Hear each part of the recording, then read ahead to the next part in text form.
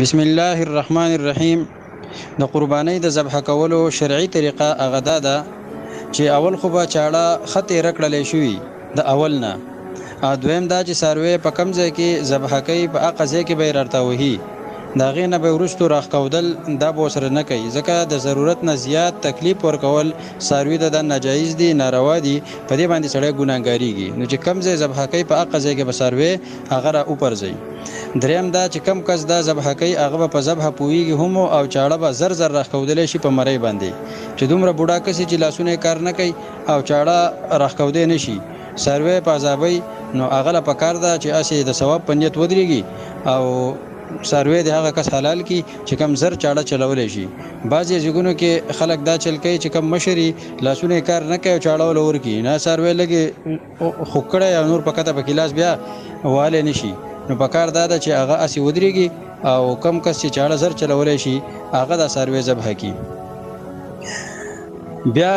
د دې دپاره شرط دا دی چې د مسلمان سړي ذبح هغه به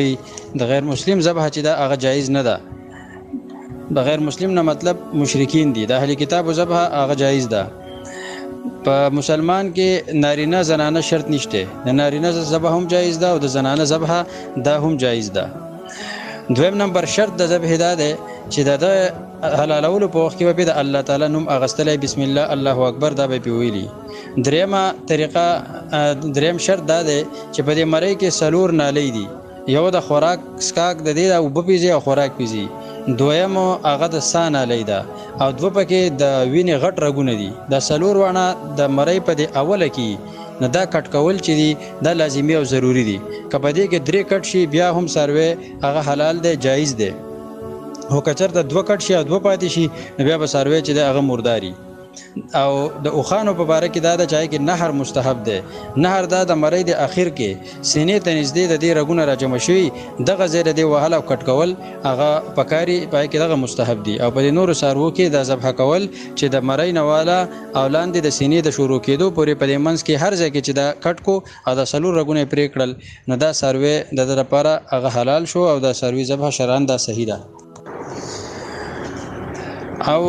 د څاروي او د حلالونکي د دواړو مخ چې د قبلې ته به وي دا سنت مؤکد دي، مخ به هم قبلې ته د حلالونکي او د څاروي مخ به هم د قبلې ته،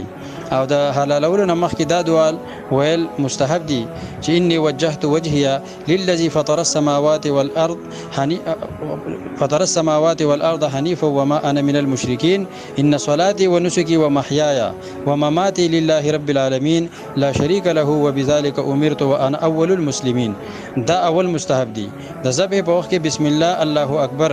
دا ویل، او چې کله ذبح وشي د هغې نه وروستو بیا دا دعا کول اللهم تقبله مني كما تقبلت من حبيبك محمد صلى الله عليه وسلم وخليلك ابراهيم عليه السلام، چې الله تعالی زمانه داسې قبول کړي لکه څنګه چې د خپل حبیب او د خپل خلیل محمد صلی الله علیه وسلم ابراهیم علیه السلام نه قبول کړي. دا به وایي.